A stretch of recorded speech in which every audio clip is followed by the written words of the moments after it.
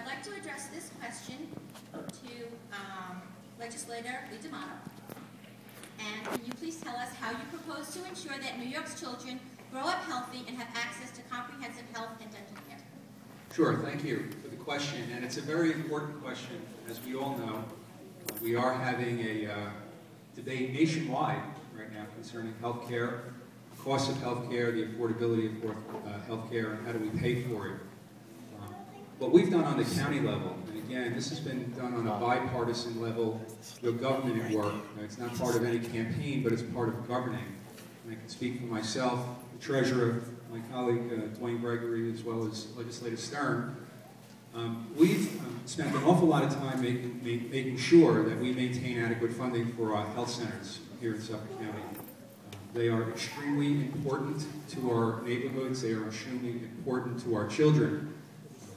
Every year, year after year, we have this debate. We have budgetary considerations that are always consuming us, especially in a very difficult economy. But what we've always made a priority is ensuring that we have adequate funding going not only to the Dolan Family Health Center, which is right here in Huntington, but all of the health centers throughout Suffolk County. It's very important to do that. We fight for that funding every year, and the legislature, frankly, is the guarantor to make sure that those health centers remain open and that they can handle the demand. And we've been very successful in doing that. So I agree with the question that it's important. Healthcare is something that we have to make a top priority, and your Suffolk County government has been doing that. Thank you. Okay, the next question is for Legislator Dwayne Gregory, and this is regarding child abuse and neglect. Every 50 minutes, a case of child abuse and neglect is reported on Long Island.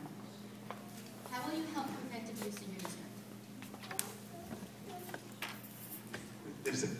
Wow, yeah, it is, but it's an important question. I think our number one priority as elected officials is certainly to protect our children.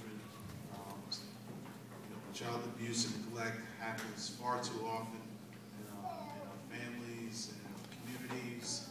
And I think, we have to support those organizations. These politicians never do. Others out there that work specifically on this issue, ensure that they have funding, that they're out in our schools, out in our communities, educating and providing workshops and programs for prevention.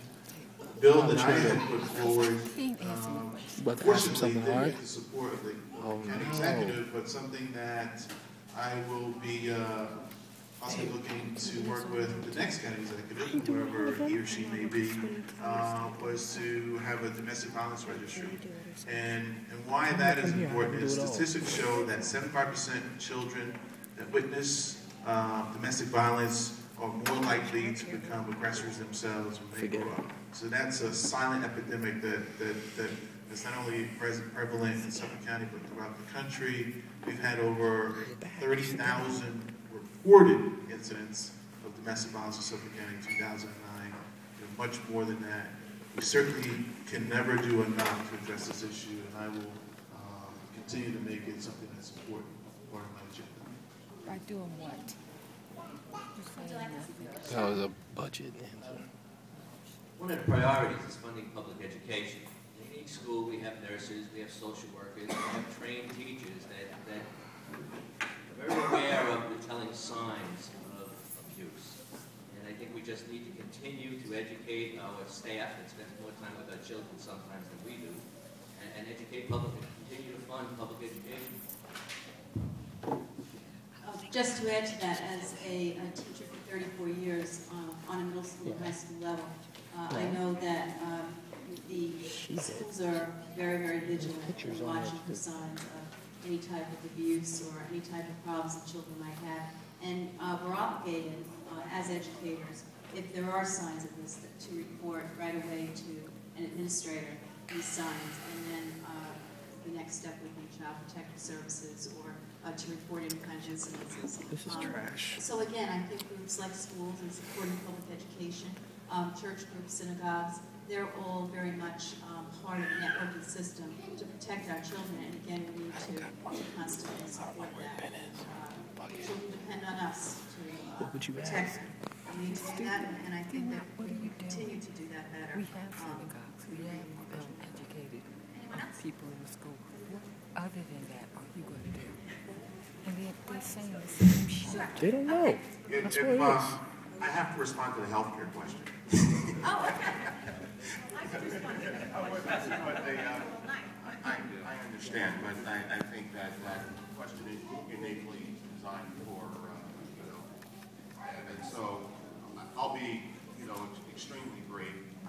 We need to provide health care for all children, and one of the things that I think that we have to do is I have to work with my colleague. I've never turned a child away from my doors who required specialty care with or without insurance, and we need to really work with organizations such as the Dolan. I think that that even if the child doesn't have insurance, we need to make sure that they receive the care that they need. Thank you. Okay, so you brought up the Dolan, and we actually received a question today from one of the parents who came by, and she wrote, I heard that the Dolan Center in Huntington, which provides low-cost health care, is losing all its funding on Monday. What role can you play, Kelly? And that could be anyone who would like to answer this. I'll just pick up where I left off, and thank you for the question again, and I'll be brief. As I mentioned earlier, we fight very hard for Dolan. We, meaning all of us in county government, fight very hard to keep all our health centers, including Dolan, funded. As you may know, this year, the state pulled the rug out from under us and cut our funding way down. And the support that the state gives to the health centers is so important. And through intense negotiation with the state, we were able to secure some of that funding back.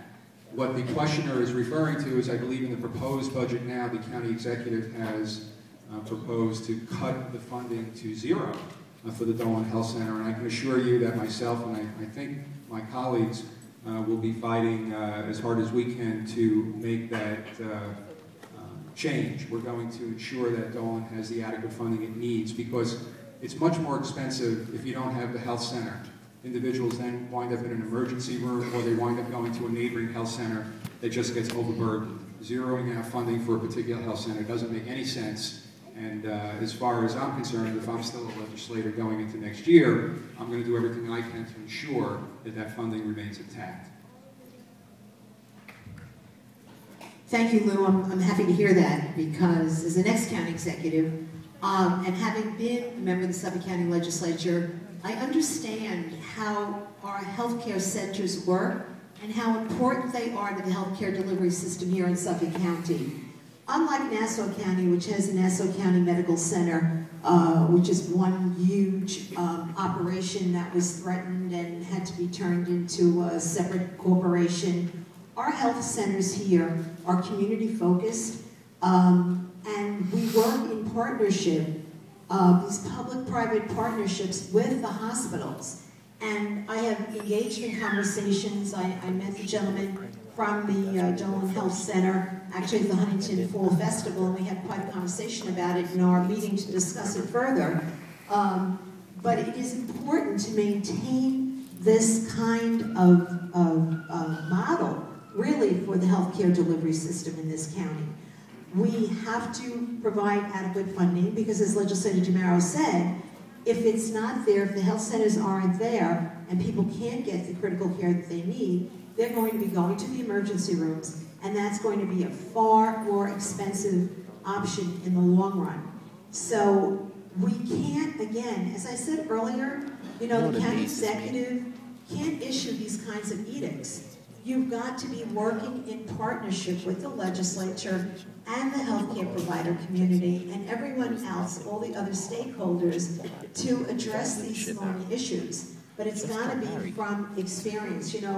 I serve as the chair of a not-for-profit Catholic Health Services, actually, for Nassau Suffolk County. I chair their continuing care division, which encompasses home health and hospice care and a couple of nursing homes and Maryhaven. And I know full well what is happening in Albany with the cuts in funding.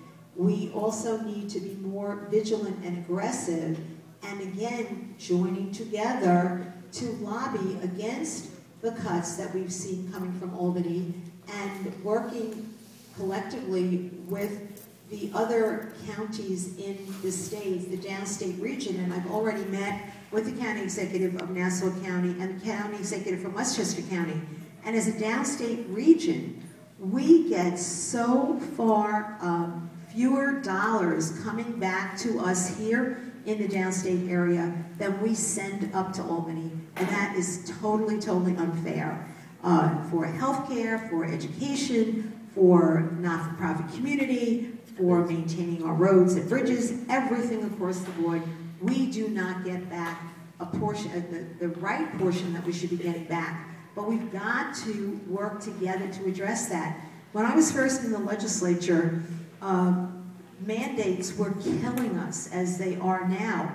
But the legislature, working with the county executive, had an initiative to stop the mandate madness. And we lobbied together against it. But then what happened? The economy got better, and it kind of fell off the radar.